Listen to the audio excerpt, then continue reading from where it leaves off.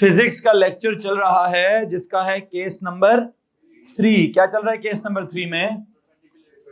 Case number 3 में चल रहा है when two vectors are perpendicular to each other. जब वो परपेंडिकुलर टू ईच अदर हैं तो आप गौर करिए कि हम क्या कर रहे हैं। मैंने जो आपको डिस्प्लेसमेंट वाली मिसाल दी है उस मिसाल में व्हाट इज हैपनिंग, पहले बंदा उधर चला गया 3 मीटर ड्यू ईस्ट चला गया, फिर बंदा ऊपर जा रहा है, मतलब ऊपर को सॉरी वो 4 मीटर ड्यू नॉर्थ जा रहा है, आगे जा रहा है, तो उसकी रिजल्टेंट डिस्प्लेसमेंट मैंने कितनी निकाली? वी कॉल दिस एज क्या? Call it resultant displacement. अगर आप इनको सिंबल्स देना चाहते हैं तो this is D1, this is displacement number 1। आप इसको बोल्ड करते हैं या आप इसको D लिखकर ऊपर एरो लगाते हैं, आपकी मर्जी। दिस इज डिस्प्लेसमेंट नंबर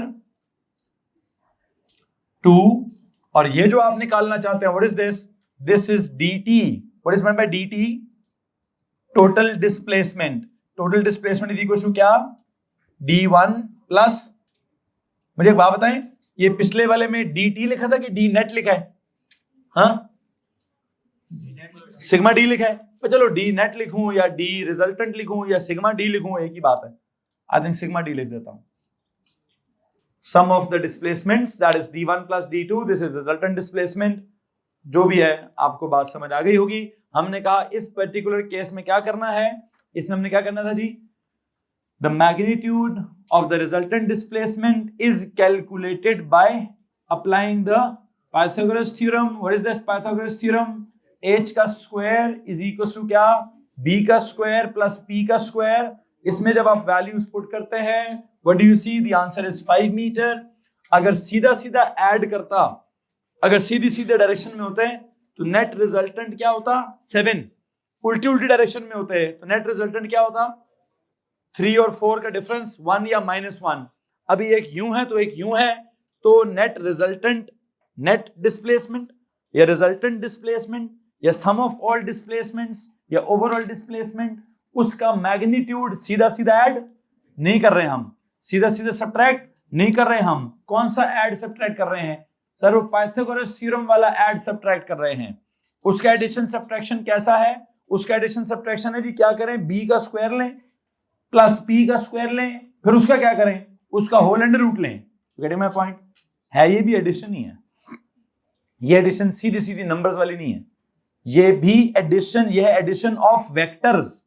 कौन से वेक्टर्स को ऐड कर रहे हैं आप? सर परपेंडिकुलर वेक्टर्स की एडिशन हो रही है।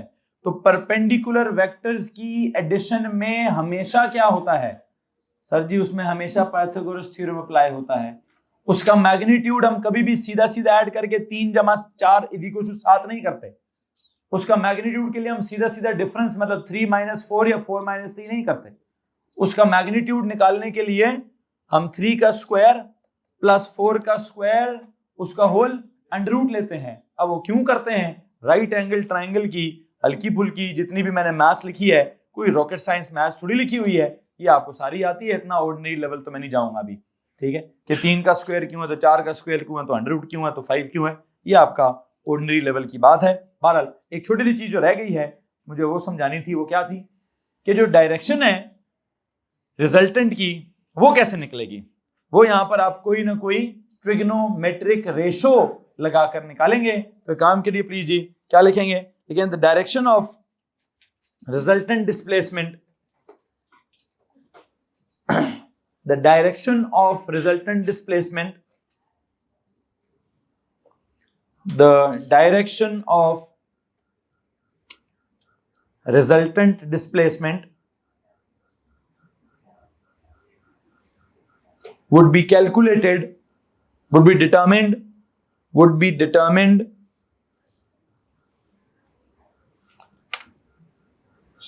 by what? By trigonometric ratio, by trigonometric ratio या ratios, by trigonometric ratio।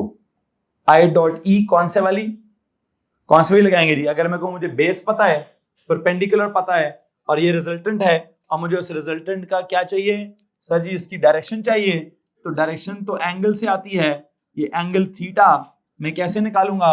I think ये आपको मालूम है 90 डिग्री है, तो क्या होगा, बेस ये है, परपेंडिकुलर ये, I think I dot E लगा के लिखें tan theta, that is tan theta equals to